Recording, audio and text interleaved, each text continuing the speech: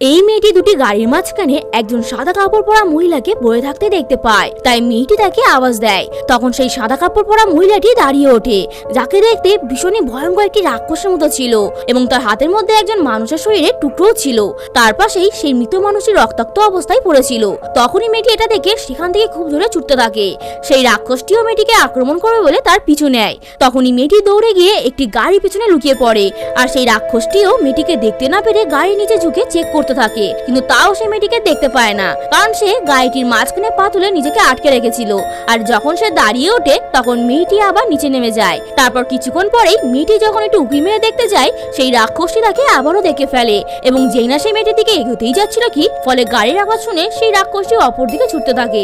তখনই মেয়েটি এই সুযোগে সেখান থেকে পালাতে শুরু করে, কিন্তু সেই রাক্ষসটি পেছন ঘুরে তাকে পালাতে দেখে নেয় আর তার দিকে খুব জোরে ছুটে আসে। মেয়েটি তখন নিজের সব শক্তি দিয়ে দ্রুত দৌড়াতে দৌড়াতে একটি গাড়ির কন্টেনারের উপরে